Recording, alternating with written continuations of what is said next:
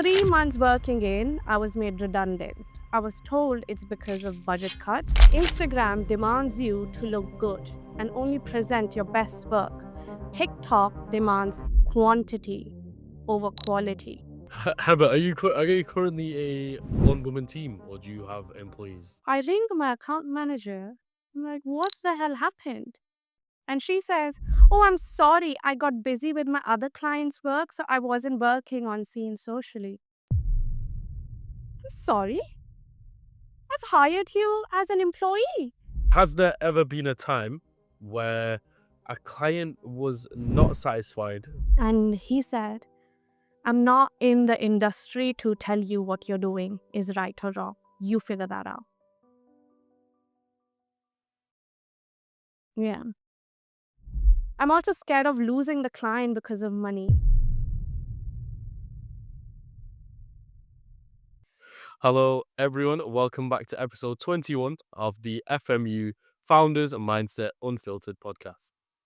If you're a business owner, creator, or brand in today's world, you know exactly how hard the content game is. You have to post consistently, you have to manage different accounts. Creating new ideas is now like a full-time job. However, the guest I'm with today has launched their own media agency called Seen Socially that solves this problem, offering services from social media marketing, graphic design, to content creation, branding, and many more. Seen Socially not only wants to help you guys as a business understand, but also conquer the social media landscape. I'm sure most of you guys will want to hear this one. And without further ado, I would love to welcome Heba Shaikh onto the podcast. Heba, it's lovely to have you join us today. Hi, I'm so happy to be here. Thank you for having me. Thank you for coming on. Heba, from redundancy to now owning a business, walk me through the journey. Okay, so I came to the UK bang middle COVID. So I did my master's. I actually have a degree in fashion design and I worked as a fashion designer in India, went to Dubai, worked as a designer there, came back, worked a little again, and then finally in the middle of COVID, I came here to study my master's. The idea was to get a job in design, but it was really hard because they asked me to have experience working in the UK as a designer. And I told them, I've just come here. How do you want me to get experience if I've just come here? And so I then got a job in social media, applied. I was anyway doing reels, editing them, as all of us were during COVID. We had nothing to do. Um, and I was hired by an agency. I didn't have a portfolio as such, but they saw that I was editing reels for myself. I was hired by an agency here in Manchester. I worked there for 2 years. It was a fashion agency. So I helped grow brands. I did content creation for Bellier. I'm not sure if you've heard of them. It's a men's. I did content for Mercier. Um, Athlux, which was a brand started by Tia Lineker, a lot of other brands here and there that they handled. Worked with them for 2 years. It was amazing. Found another job, joined them. 3 months working in, I was made redundant. I was told it's because of budget cuts. I'm going to assume it is that because I was absolutely amazing. I'm not going to Yeah, accept no, any. it wasn't me. No, it was not me. When they told me about this, I was crying. This is the first time this has happened to me. I'm just sat there with my manager, just crying, crying. Everybody around me can see me. I didn't care. I'm just like, I loved working there so much. I was upset to leave that workspace. Not that I'm out of a job, but that I'm out of like minded people that I finally found. Uh, while I was looking for a job, which took me about 3 months to actually find a new job, I was anyway working as a freelancer, but I didn't have a business. My husband then recommended to start a company. Why not? We came up with the name. Actually, I didn't come up with the name. It was my friend who did. I'm not good at this. Uh, my friend came up with the name. We registered it, and then I just started creating content for the agency. I didn't have any clients. I didn't have a job. I just wanted either or. something to work. Either get me a client or get me a job, but I'm going to start. And that's how it started. Isn't it crazy how a little hobby as editing your own reels has now caused this huge domino effect where you're at where you're at now? Can you imagine? That was 5 years ago, where I'm just stupidly editing videos, fashion videos, that too. I'm just wearing cute outfits and doing some transition pieces. That's all. How does that make you feel? Knowing that something so small, something literally a hobby, can be turned into a full-time job if you really put your mind to it. It makes me feel good. It makes me feel like I have achieved something. As a founder, as someone who's working to grow your company, you're always going to feel like you're not doing enough. Even today, I feel like I've not achieved enough. But have I not?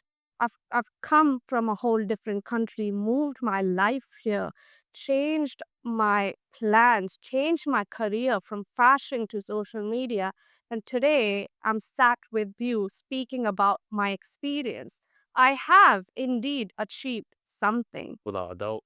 And it goes to show as well, even the worst times are secretly a blessing. It was because I was crying so much and I was like, can't find a job. Can you imagine 1 month gone, you can't find it.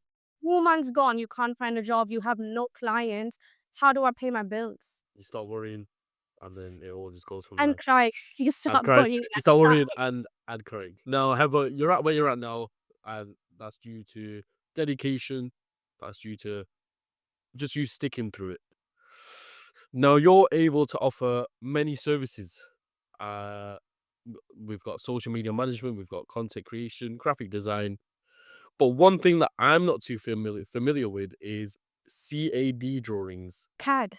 Yeah. CAD drawings. What is that? So that's for fashion, right? When you create your whole fashion design collection, while you're creating the collection, it's not everything is hand drawn. You have to create tech packs and design digitally of whatever your outfit is, whatever item it is.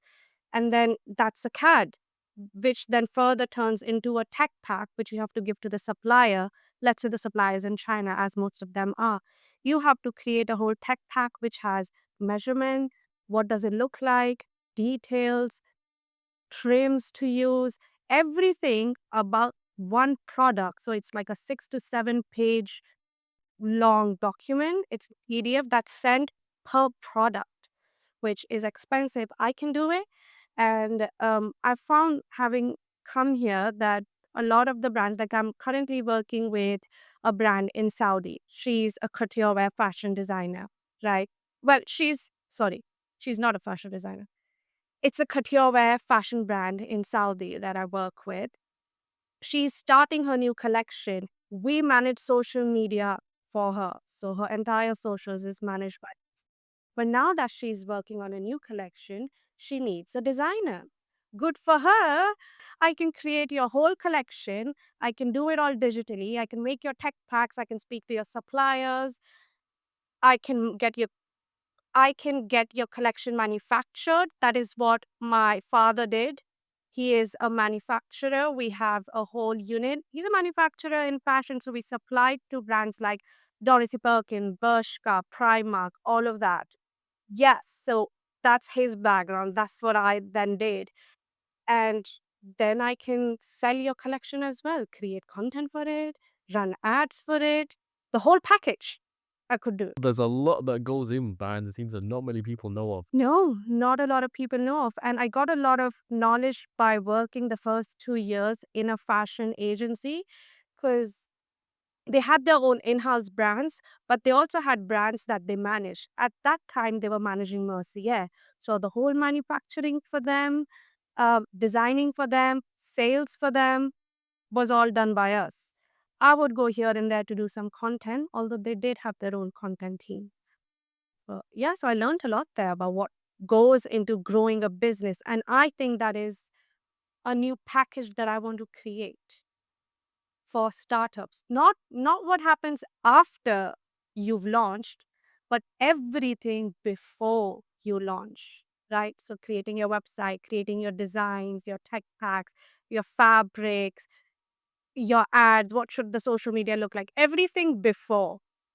I think that's a service that I should start. Let's put social media to the side for 1 second.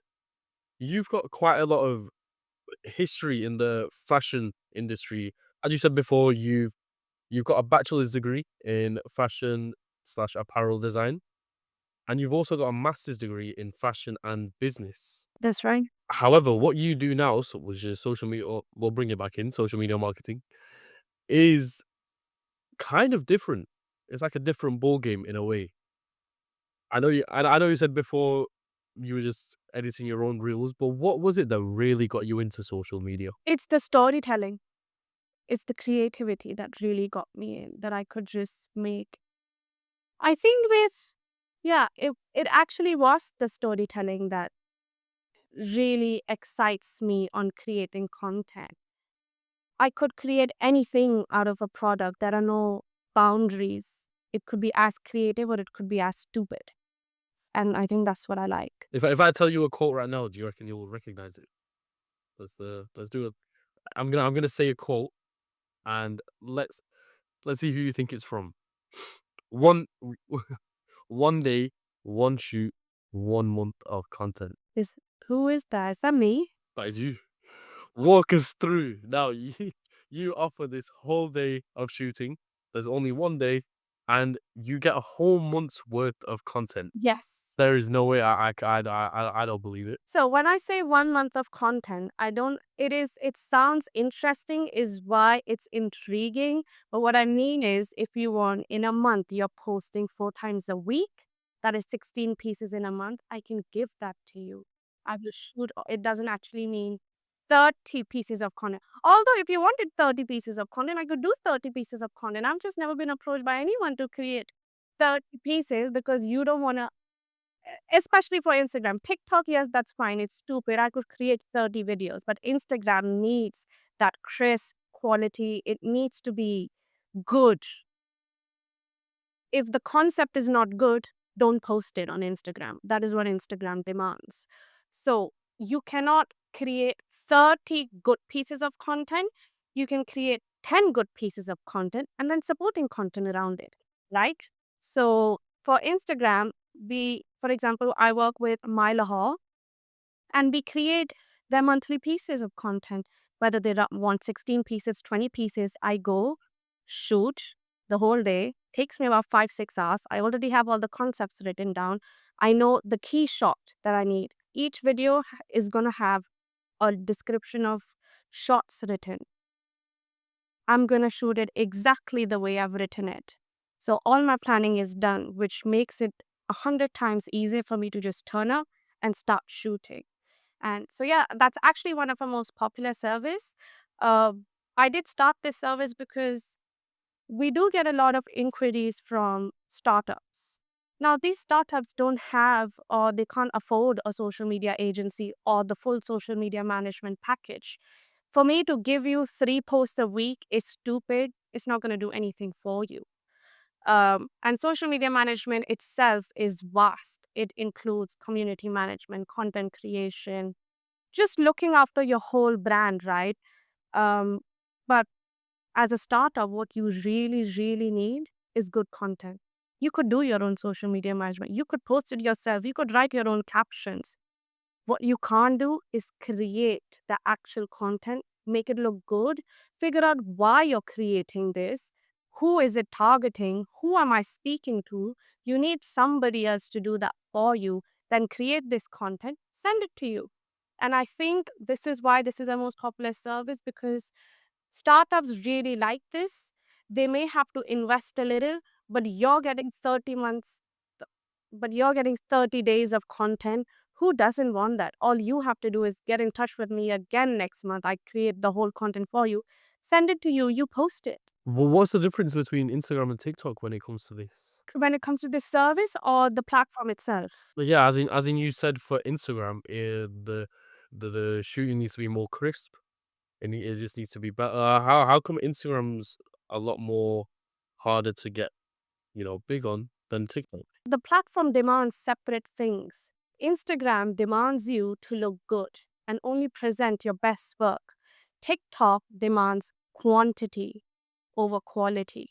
So you could create stupid videos, you could do the lip syncing, you could do the dancing. I could record this and post it on TikTok without editing it. TikTok wants quantity, Instagram wants quality. So I would have to edit this, add the captions, add a nice cover, make the feed look pretty, then post it. That's the difference. Okay, I see now. I see. But how do you create? Let's say they want to post 5 times a week in a month. That's 20. 5 hours or 20, yeah. That's 20. Oh, thank God. Sorry. I got a bit lost, but we're back. That's 20 videos. Yeah. How do you film that in one singular day without burning the client or the team out, or even yourself? Well, 20, now that I think of it, 5 hours at 20 is not too much because I anyway shoot 16 pieces of content per mile a horse. So that's four more. That's not going to do anything. It's easy to do. What you do is break it down pillar wise. So you need a few. Let's take a restaurant, for example, because that's what I work with a lot more. If you have a restaurant, you're going to have a couple of shots which are just making of the food. Whatever food it is, drink it is, you're going to capture making of it. You're going to capture some behind the scenes of the staff. You're going to make some funny videos with the staff that has that funny audio on top of it. You're going to make the plating videos. You're also going to make the putting down videos. And lastly, where you show the whole food on the table, you show all the dishes one by one. All of this is broken down and you create 2 to 3 videos under each pillar. So funny videos for the staff would have 2, 3 different funny kind of videos. Making of, the staff is cooking anyway. Just go in there and shoot making of. After the food is done, you're putting it on the table. Get some shots of that. Take some videos, images. It's really quick. It's not hard if you have planned it all. And planning is everything. That is why you need a professional. You can't just be like, oh, let's wake up and shoot. You can't be like, let's wake up and shoot content. You have to plan it all. And I'm assuming you pre-plan the shot list. Yes, we have a whole template. We pre plan everything, even the image, light. We also have references attached because sometimes you see a video and you want to recreate it. We're also going to have a link to that video and break down shots for each frame of the video. It's planning and prepping takes more time than me actually shooting the content. Or how long does that process take of planning? Well, of course, it doesn't take as long as shooting for 6 hours, of course. For example, you're going to be doing your research. What's trending? What can we use today? What does the brand want? That's going to take you an hour or two. You're going to create a whole content plan. That's going to take you another hour, 1.5 hours. Creating the site brief takes longer because each shot needs to be broken down so you capture exactly that. That would take you around 2 hours or something.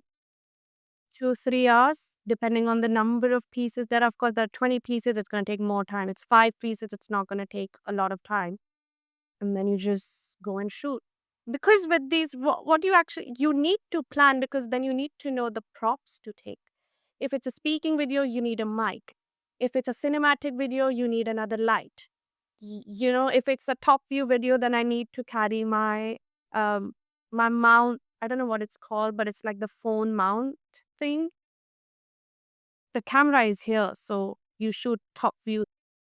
So that's different. I have another tripod which is magnetic. So you just stick it on to a magnet and then you do other things. Then I have this tripod, which is like a normal tripod. So each video, each shot requires different props, different lights. How would you know it if you don't write it down before? And so that's why prepping is the most important. Just out of pure curiosity, what's the most amount of videos someone's asked you to film in one day? 18, How many would you be comfortable with doing? 20. You can do 20. I could do 20 easy. I create a lot of content in a week. I create about 100 pieces of content. Oh wow! Because the reason why I was asking because let's say it was me, for example, creating all these videos. If I only had one day, I think I'll crumble. Let's say give it 2 hours probably there'll be fires all starting. It wouldn't be good. Doesn't the pressure of having to get everything filmed and perfectly filmed in that one day, does that not affect the outcome of the videos? No, because I trust myself and my planning. If I have done it, then what's the stress about it?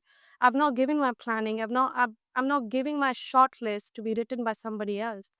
I write it because I'm shooting it. I know exactly what to do. I have the reference attached. I have the key shots written. I have the lights and the props written. I also have the content style written, whether it's a reel or a carousel. I have the titles written as well.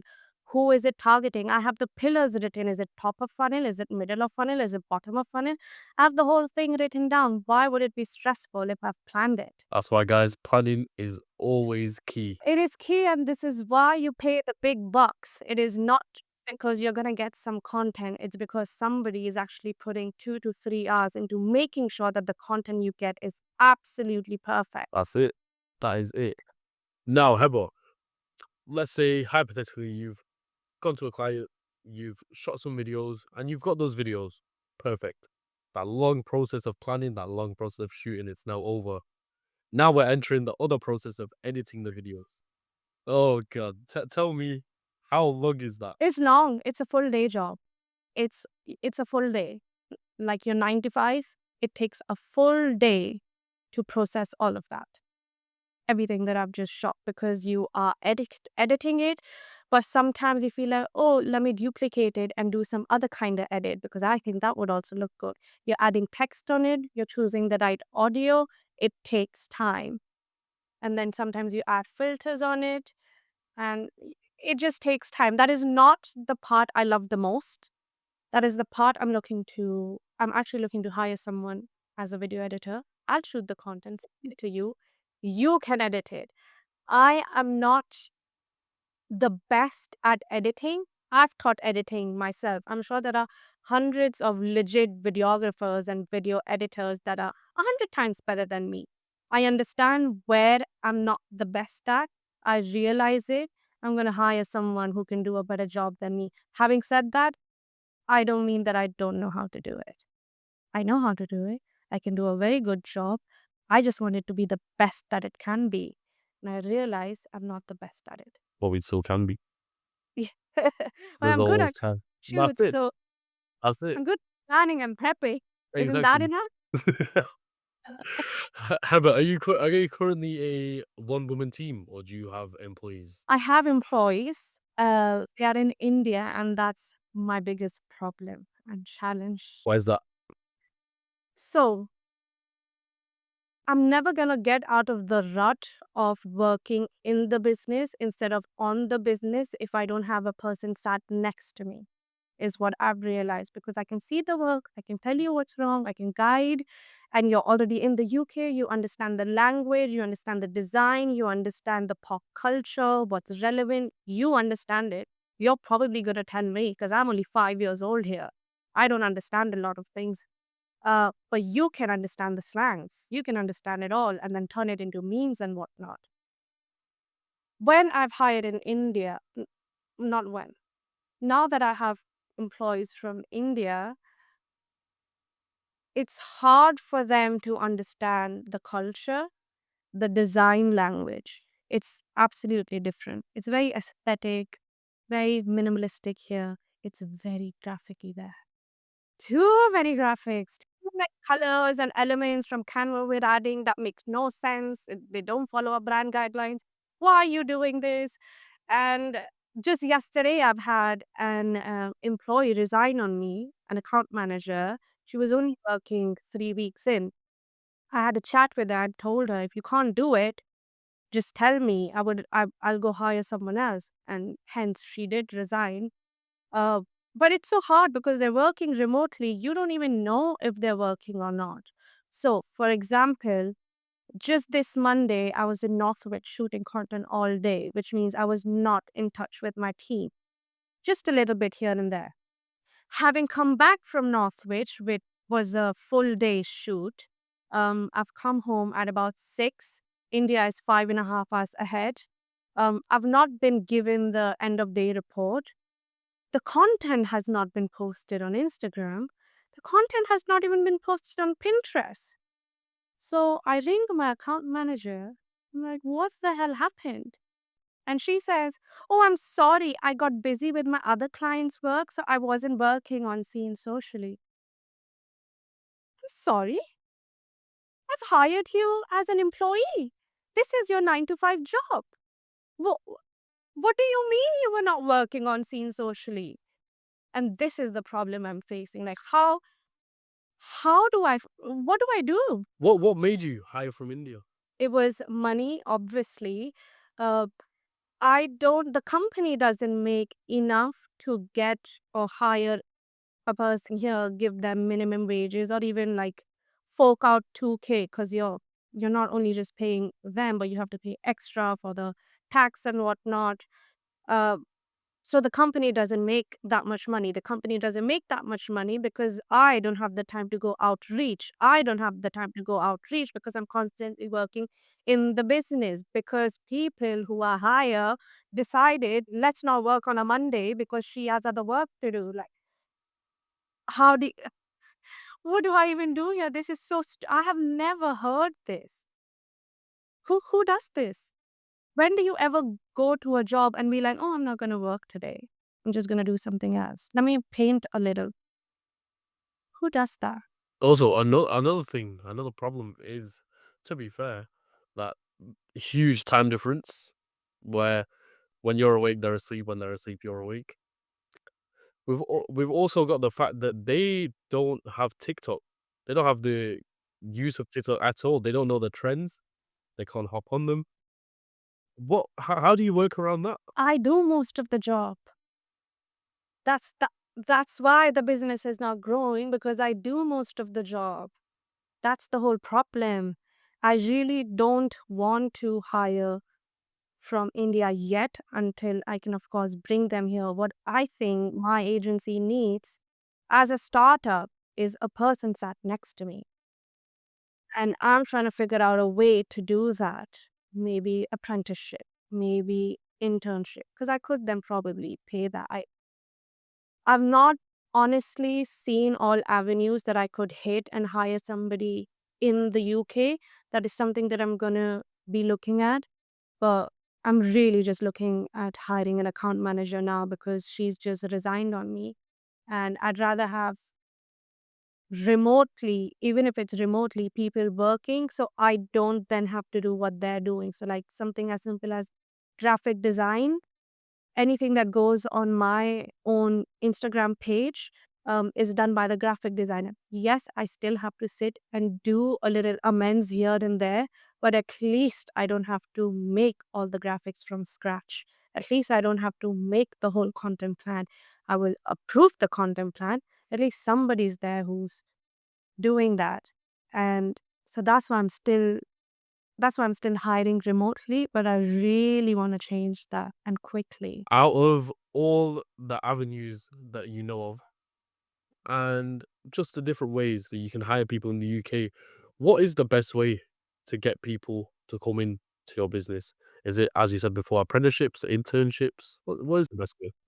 Those are the only ones I know. How else? Nobody's gonna work for free. Like minimum wages is the best way, is the only way that I could do. But then I need someone who's experienced, which means I need to pay them enough as well. Because you don't just need somebody who's starting out who doesn't know who you have to teach. I'm actually in need of another me. If it was just the two of us sat here working, I believe I could really grow this agency a lot more, a lot quicker than I'm doing right now. You're saying you need kind of like a wingman. Yeah. I need somebody who understands the lingo, the language, who understands and who understands Love Island and what does that mean? How do I turn that into a meme and post it on our social media? Because that makes sense. They don't understand it. It's not their fault. Okay, let's do this then. What is it that you exactly look for in that second person? They could be listening now, you never know. Okay. I'm thinking the second person would be. See, this is wrong because I don't want them to be doing everything, right? What I want. So the second person, if it's like me, I already know how to create the graphics. I have an eye for creativity. I know how to shoot, I know how to edit, I know how to create the content plans, captions, and hashtags. How do I find somebody who can do all of that? An account manager will not be able to do the graphic design. A graphic designer will not be able to do what an account manager does, which means I need to hire then two people. If I can find this one person, but then you have to pay a lot to that person because that person is me. I would demand the same. Um, that's why I don't want to be unfair, is why I've not even gone out to hire because I really don't want to be unfair or not pay you enough or ask you to do two separate jobs, which we all cry about on LinkedIn, right? You look at a job description and you're like, why does the person have to shoot, create the content, write the copy as well, run the ads as well? One person can't possibly know all of this or be good at all of this. So I don't know. If whoever's watching, you feel like you're the one, I need some help. Hit her up, drop her a little message. Now, Heba, has there ever been a time where a client was not satisfied with the service they purchased? Yes. Okay, and Yes. I'm sure that's normal. It's not, I mean, I've only had one client who was not satisfied, but that was after working for 7, 8 months, where the client, although I can't speak about it, I've signed NDAs and whatnot. It had become so bad because our last payment was they weren't clearing a last payment because of some, I don't even know how to explain it. I'm not even asked to speak about it. I can't speak about it. But yes, I've had that. The only thing I would say is on our last call, I was told that we've been having these problems and you've not been doing this or that. And the only thing I was like, if you've had these problems, why didn't you bring it up? You're only telling me on the 8th month? 8 months we worked together. That's not a short time. You must have liked the work, is why we continued for 8 months. And he said, I'm not in the industry to tell you what you're doing is right or wrong. You figure that out. Yeah. Like, I'm not sat here to tell you what you're doing is right or wrong. Go figure that out. What do you actually do from there? Let's say they come up to you, they're guns blazing, they're coming in saying this is not working, this is not working, those videos look terrible.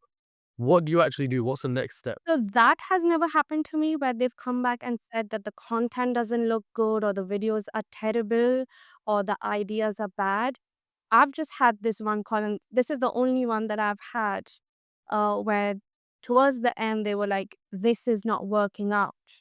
I don't think it's good. And we've had problems. While he said we've had problems, he's not actually told me what the problem is. So even to date, I don't know what the problem is. But whatever the problem you had, why didn't you communicate it? Even to now, you don't know what the problem is. I don't know what the problem is. Of course, he did mention a few things here and there, but what's this problem you're saying you had for all these months? And he simply said, it's not, go figure it out. It's not up to me. Like, let's finish it off. I was like, fair enough. Let's finish it off because if you had a problem, you didn't speak about it. You're not in this business for us to have a good relationship. If you wanted us to have a good relationship, you would have come and told me, Heba, this is the problem we're facing. I don't like the content, or I don't like the ideas, or whatever the hell your problem is. You didn't do that. You've been sat on that information, watching me make mistakes if it's a mistake that you consider. Maybe it's not a mistake from where I'm sat at, but you're the client. Let's say I am making a mistake. You've been watching me for all these months. You've kept your mouth shut. On the last call, you're telling me we've had problems. Where the fuck was that mouth then? I think personally for me, I say that having the best client and business relationship, you as a business, and also vice versa, is probably one of the most important things. You have to be open, you have to be honest. If you're not, things like this can happen without a doubt. Absolutely. It was so horrible because then I've had to contact that collection agency, and they're like, it's going to cost you more. I've had to ring my friend who's a lawyer who then had to speak to her boss and get the whole team assembled for me. And they're just laughing because it's a matter of a couple £100, not even a couple £100, right? It was a matter of, um, but yeah, it's, I'm not fake. This was the only one experience I had, so I am happy about that. For some people, let's say they've just filmed a month's worth of content and the client comes to them and says, "Sorry guys, it's not the one." That would be a breaking point for a lot of startups hearing that. Wh- what made you push through after the whole after the whole thing happened? What did I do? When I heard it, I was crying about it because it was the first time that I've lost a client this way. I mean, yes, people sometimes don't, because we have minimum retainers to begin with, 3-month minimum retainer. So after the retainer, if you decide to not work with us, it's fine. It's probably because a lot of the time it's because they don't have the budget to still keep us on. But this was a little different because you didn't like me or the work or whatever it is the problem was. You just, I think it's my husband. He's really strong and I'm the crying baby. So he'll just be like, why are you crying? It's a minor. Everything to him, everything is a minor. It's so what, you lost a client. It was my biggest client. It was the biggest paying client as well. Biggest in terms of name client as well. And he's just like, it's a minor. Just go find another one. I was like, and I'm just crying. Everything's a minor to you. This is not a minor. I've lost my biggest client. And he's like, so why are you crying about it? Toughen up. That's it. Is And that sad? you know what? As bad as it sounds, even when you're going through the worst, having those people around you is actually is genuinely a blessing in disguise. You might not want to hear it at the time. That's fine. You might lash out at them. That's okay. But it does genuinely shape you in a way. It toughens you up, as you said, and it helps you push through. Absolutely. No, no. I definitely need him. I'm also thinking of hiring him. So Really. Sorry, we'll keep that as an FMU exclusive until you actually do. yeah, yeah. What are you planning to hire him as? He's good in terms of finance and client facing things, contracts. So he's worked in sales his whole life. So he knows how to get the client, speak to them. I can come across as a little rude sometimes, even though I'm not trying to be, but I'm just going to be direct to you. He knows the art of understanding the person and only saying the right things to them. Because sometimes if I'm angry and pissed, I might say something I shouldn't have, which I really try. I don't do it. I don't do it. But there can be times where I do. He is the best person to be put in terms of client facing or anytime there's money involved or speaking about money or, we can't pay this much and I have to fight. No, you have to pay this much. It's so hard for me. I can't do it. I hate it. I'm also I'm also scared of losing the client because of money. I want to demand what's right. I don't want to just reduce it just because that's your budget. I know that's not your budget. He knows how to speak around it. I'll just be like, okay. I think that there are quite a few pros and cons when it comes to having him in the business. Obviously, you'll have him there constantly. What's not to like? You'll have him there trying to calm everyone. I think that's a good thing. He's getting hired for the money side of things, but it's always good to have a team member that boosts everyone's morals. Yeah. And I think he will be the one to do that. But that's it. And then also with that as well, you can spend more time with him, less to let. Because normally with people who have a business, they have to spend more time at work, less time with family. Or here you can bring both of them together. However, a thing that people would be worried about would be that the business relationship and the family relationship gets a bit too intertwined or mixed up together. What do you think? I'm sure that would happen. Like there are so many times when he gives me advices, I just don't want to listen to him. Like just shut up. I don't speak to me. So I do sometimes feel us working together could be hard. But he comes from a sales background. I come from a creative background. it would be stupid of us to not join the forces where one person keeps getting the clients and one person retains the client. It's stupid to not use that. So we need to keep our egos aside and grow the business. That's it. I hope you let us know at FMU once you do hire him. Let us know how it's going. Well, I need to make enough money to hire this person, and then I'm gonna hire that person, and I mean, I'll then hire my husband and be like, I'm gonna pay you in commissions if you crack. We love it. Now, Heather, you launched Seen Socially, I think nearly 2 years ago now. It was around 1 year and 9 months ago. Now that you're more familiar with the industry, now that you're more familiar with the line of work, what's the worst thing about it straight up? Hiring is the worst thing. Going through all these employees, going through CVs, hiring, firing, and realizing the person that you hired is not actually that good. That's hard. I can do my own work, I can do your content shoots, I can do editing, but if I don't have that person to rely on to make sure everything in the background is still being done while I'm busy, that's the hardest thing ever to me. That's the challenge I face. Yes, I'm exhausted. Yes, business is on my mind 24/7.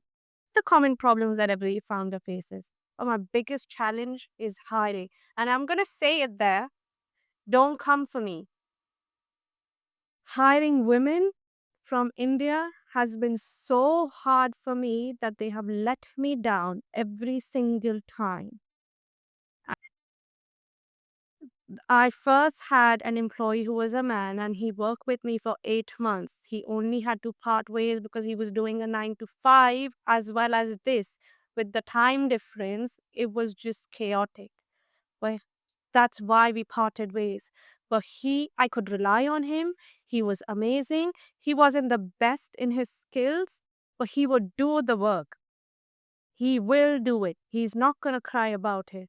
Women, they cry about everything.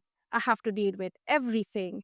Um, I don't know how it is with the women here, hiring them here, because I wanted it to be a women's only agency. I've been through about 7 to 8 women now, and everybody has given me different reasons. So this one just forgot to post. It's fine. It has nothing to do with it. Somebody else was like, oh, you have clients in the UK, which means you make a lot more money. So I also want to make more money. This is after hiring them. And she's turned it on and she's like, you make more money? I also want to make more money than you're paying me. How does that work? You just get fired and make no money. Yeah, fair enough. I guess also that's option B if you don't like option A. So I've faced this where hiring women from India has been a horrible experience for me. Would you recommend? Hire men. Fair enough. I'm gonna get so much hate, but it's Don't worry about it. This is what people need to see, the truths. it is the truth. Maybe I'm not saying that this is universal. I'm not saying they do it here in the UK. I think the culture is different in India. The men have to go out, make the money. They have families to take care of. So they have to work and slog. Women don't have to do that. We are like our fathers treat us like princesses. We used to stay at home. Once we get married, we go live in their home. You can work or you may not work. That's the culture. So you don't have the urgency to make the money, the need to really make the money. You don't have that. But as a man in India, you have to make the money or you can't get married. You can't feed your family. You can't feed your parents. Nothing. The man has to work. So I think that's the difference. It's culturally why in India it's easier for me to hire a man than a woman. That's the truth. What's the best thing about working in your industry? Um, well, the clients that I have a lot of restaurants, the best thing is all the food that I get to eat and also take home with me. And so everybody at my house is happy whenever I have because I get so much food home. Sometimes I go to 2, 3 different restaurants and I get 2, 3 different cuisines Really? back. That's the best thing. I mean, the experiences you have, you go to events and you're part of that event. You know, you work in fashion, you get the clothes, you work in beauty, you get the it's an amazing industry to work in. You get so many free things. So many freebies. And in our culture, we absolutely love free things. We Indians, we Love it. Desis, we love free things. Can't get enough of it. Doesn't matter how much money you have, free is the best Free. way. Free is if it's not free, I don't want it.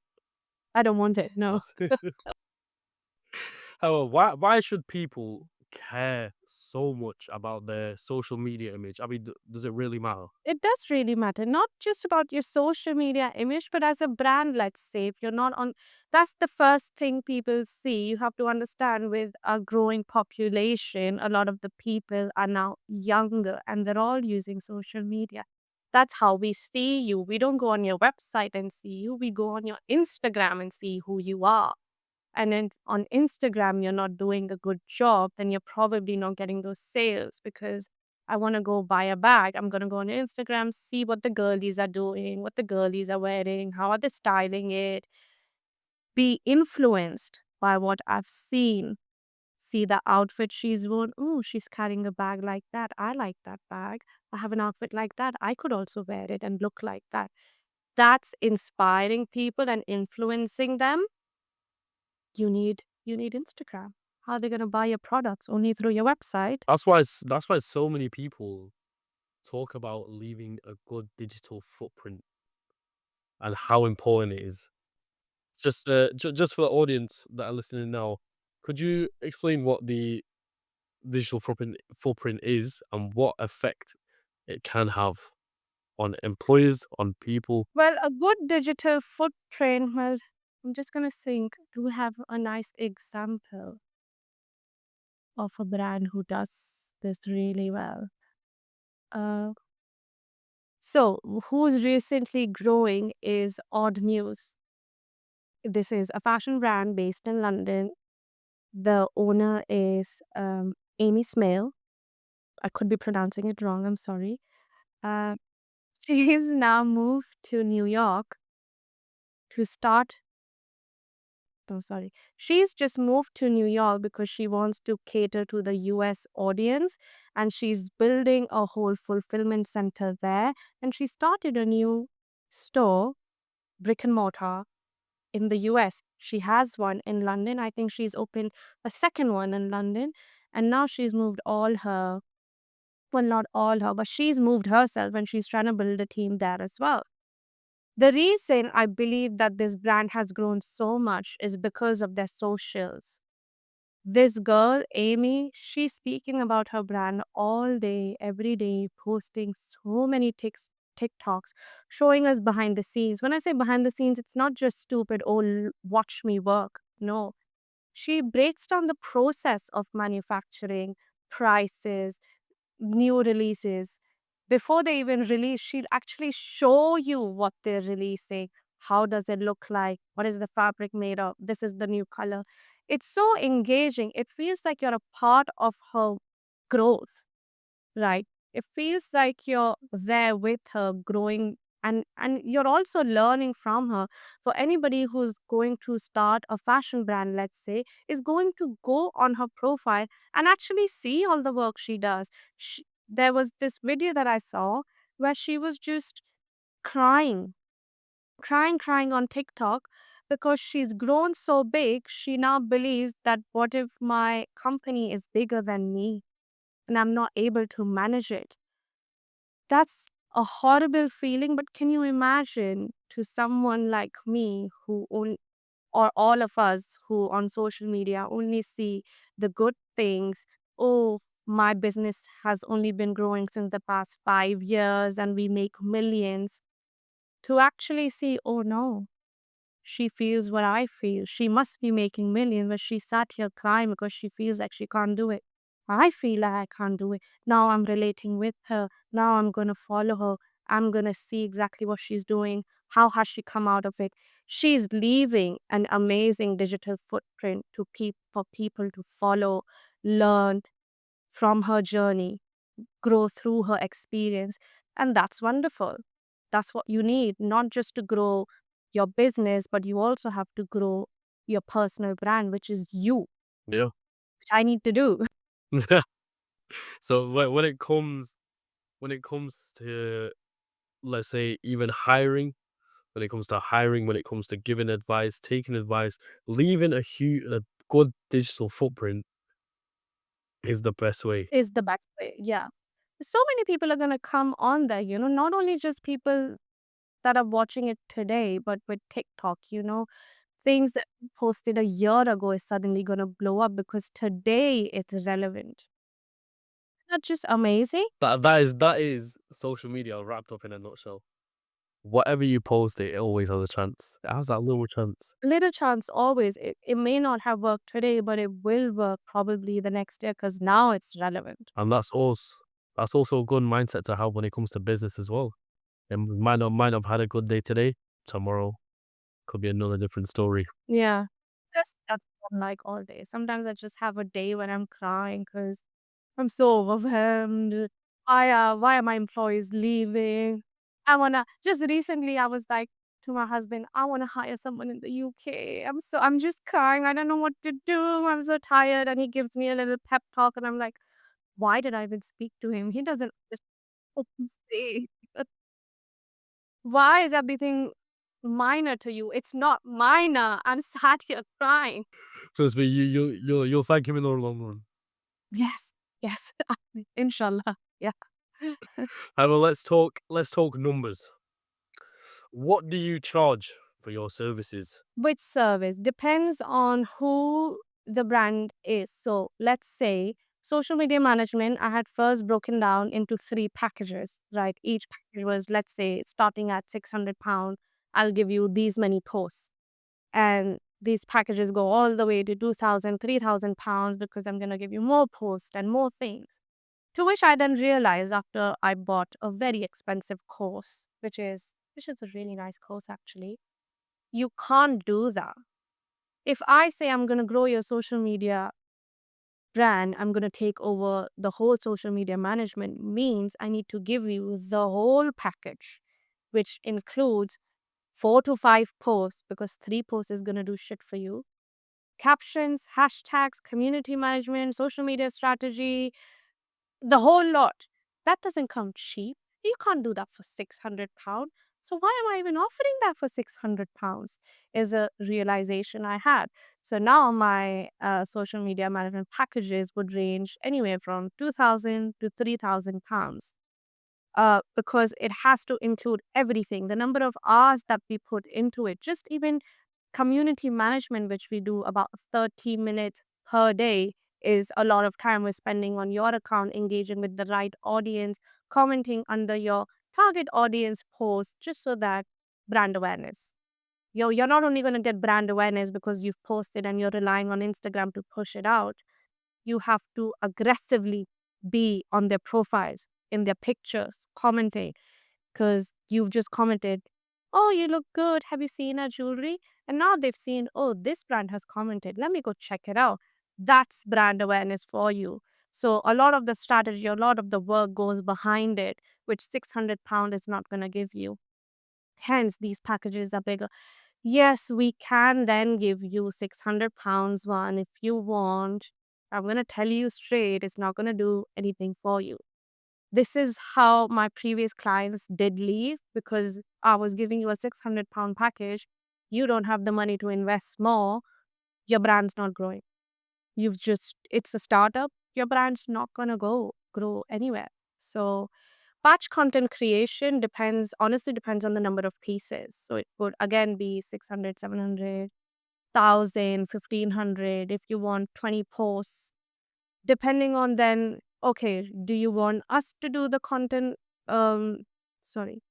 Depending on if you want us to do your content plan for you, do you want us to do, because sometimes we have these brands that come to us that already have an in house marketing team, right? They have their own team. So they're creating the content plan, they're creating the strategy. The only thing they need from us is content. So that would differ from if a brand comes to us for batch content creation, but they want everything. I plan it, I shoot it, I edit it, and give them to you. That would be separate another 1500, 1600, again, depending on the number of content pieces you want. So this is the range we're in, but honestly, we create custom packages for people. Just recently, I had a call and her budget is small, but she wants social media management. She also wants content creation. She's just starting up, but she really wants to do it. I don't like to say no. What I say is, hey, this is your budget. You give me a number. I'm going to create a package that I'm happy to do around that number, which still is going to help you grow as a startup. If that works for you, yes, let's do it. That's my approach with every client then. I think with a lot of people, once they hear that big number, they run away. However, they're not realizing that you're not paying for the videos. You're paying for everything that goes in behind the scenes, and also once those videos are out, the amount of traction that you're gonna get as a business. That's what you're paying for. If you don't want to spend it, Have to work on it, right? You can't just post and disappear. Then you have to follow up with community engagement and analytics. Why has that not worked? Well, you can't be the one to figure it out. We have to figure it out. We have to spend a lot of time figuring it out. £600 doesn't give you shit. how do you make sure you're not overpricing, but at the same time you're still getting the right value for your work? A right value for you. Well, courses that I bought, a social media calculator where they taught me to figure out the hours you put in, a little markup, a little extra hours, because you know it's always going to be an extra hour here or there doing it, which gives you the calculation of how much you need to charge, is what I go. I don't just randomly gonna make up a number. I'm gonna go through the hours that I'm gonna spend to do this work and then give you that amount, which also covers my subscriptions that need to come up, my website that you're looking at. I'm creating videos on CapCut for you. It's CapCut Pro, I need to pay. It's Canva Pro, I need to pay. You need Photoshop, I need to go buy it. That needs to be covered. It's the whole shebang that you're paying for, not just the videos. The whole thing, yeah, that's what they don't understand. Right? They're like, oh, you only have to make some videos, how hard it is. Why don't you do it and tell me? I guarantee you they won't. Now, Heba, let's say someone comes up to you now. Heba, I want to get into this industry. What do they have to do? Can they start off like you did by making reels on Instagram, or is there a better way to do things nowadays? I'd just say learning, of course. I studied fashion design, so I didn't know social media the way I know it today. And that was only because of my own experience. I was in charge of growing a fashion brand account for 2 years. I learned a lot. You learn a lot. And I think the best way for you to do is just learning YouTube videos if you can't buy a nice course because it's expensive. YouTube's free, Insta's free. There's so many social media agencies, me included, who's just giving you educational content on educational content, teaching you what to do, tips and tricks. Follow all of them, learn from all of them, watch a lot of videos, do it yourself. Offer some free services to local businesses near you so you can build a portfolio. Show, and when you are approaching other brands, now that you've built a portfolio with 2 to 3 free work that you've done, show the work that you've done. Even if it's not in the same industry, they can still visualize what it would look like and your skills. So I think that's the way to go about it. Amazing. I've noticed actually that for your videos, the ones that you film, and I'm talking the ones that you film for yourself. You're using a smartphone to film the content. Do you not need expensive equipment to do all this? No, I don't. This is social media content creation. I'm not here trying to create content that's going to go on your website. I'm not a professional videographer or a photographer. You have different people for that. I am a social first content creator. Instagram or TikTok doesn't require you to take a picture or a video on a camera and post that. But you're going to find more than ever is anytime you post professionally taken content, it's going to perform less than an iPhone or any other phone content. Because that's the most relatable. It feels natural. It feels like I've just taken a phone, put it in front of me, and now I'm shooting. Professional seems like you're selling. That's not relatable. Nobody has, people don't have cameras. Everybody has a phone. That's actually a great way of thinking about it because I've never thought of it like that. I've genuinely never thought of it like that. That makes so much sense Yeah, everybody because has because a phone. because naturally people are attracted to what they're familiar with. Yeah. So Sorry? so the normally people watching the reels, they're attracted to what they're familiar with. They're attracted to you filming on a phone. They're attracted to you making a few mistakes. It's human nature. It's fine. And they look at it and then they're gonna wanna do the same thing and they'll think, wait, I can also do it. Buy a camera to do it. I can also and that's nice. Maybe you don't need the most expensive things, but there are still quite a bit of things that you would need to buy. There's some lighting, there's some equipment. It can be heavy. It can be heavy. How were you able to fund the whole thing? The first year of running my agency in 2024, so I started April 1st. With started, I mean that I registered in then, and I was creating content. I had no clients. I then found a job after 3 months. I was doing both side by side. I also found clients. So I was working. My job was also as a social media manager. So I would go out, create content, edit, shoot, the same thing that I do for my agency. And I did that for a whole year. So I had saved up enough money because I'm doing a job. I also have some clients here on the side. I did make enough money to save and buy things. Honestly, it's not too expensive. Like it was only this year where I was able to buy my own laptop upfront. Just give it to me. I don't want no contracts, nothing. But I worked for 2 years to get to this stage. I bought my phone without a contract my very first year. Just give it to me. I can do it.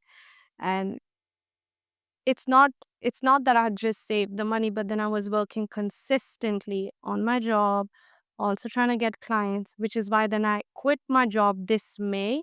So technically, I have only started focusing on my agency since May till now December, because as you can imagine, working 9 to 5 and this in the field where you're just doing content all day, every day is too much.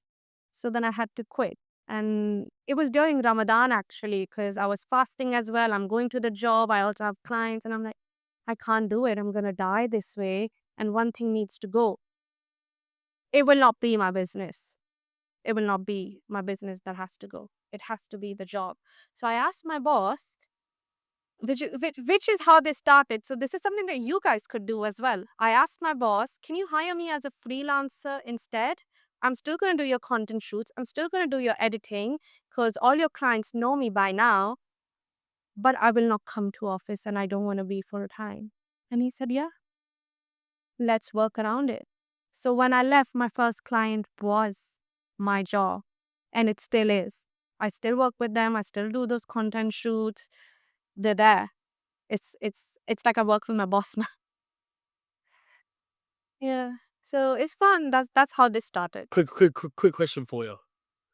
Creating batch content, creativity killer or creativity multiplier? Batch content. So I'll go a bit deeper into the question.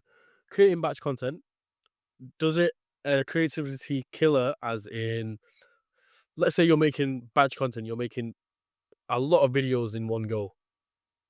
It could affect the amount of creativity per video, as in you're just trying to get the videos out, just trying to get them filmed. You know, not really that much thought into it. On the other hand, creating batch content. You have so much creativity that with each one you can keep showing more. You can show this much on this one. even more on the other one. You've got so much to give out. Is creating batch content, is it a creativity killer or creativity multiplier? It's a creativity multiplier because imagine if you're not batch content creating, you're creating on the go. How are you gonna be creative, edit it, and post it every single day? Aren't you stressed that the post needs to go out? I need to make something, anything, any video, I need to post it. How are you being creative? You're stressed. You're going to be creative today because you've done your batch content. Everything's already shot and edited for what's going to go out this month. So this month's content is already scheduled and edited. Is it not, are you not going to be more creative to think about what to do for next month? You have the whole month, or let's not say the whole month, you have the first 15 days of the month to think about what the content needs to be. And you're not also then creating 20 pieces because you're going to have to keep few pieces empty for what's trending today so you can jump on it. That's when you can do, oh, let's do this quickly and post it. That's fine, but things that require work need to be planned in advance. How are you going to do it on the spot? That's what I thought is a creativity killer. For me to think about content every day or even once a week, every week is too much because you're shooting, editing, posting. Next week, you're doing it again. The other week, you're doing it again. But if you do it monthly, that gives you more focus, more time, more creativity to do whatever you want. You have a whole month. As let's say I'm a business, I'm a big business. Actually, no, let's say I'm a startup business. I don't really have that much traction. I'm trying to find my way into the big leagues. As a business, should I be posting every single day? And how do I know what to post? How do you know what to post is why you need a social media strategy because it tells you what to post. Um, how many times to post depending on what platform is it. If it's Instagram, not more than 5 times a week. Instagram gets very tired of people watching your content.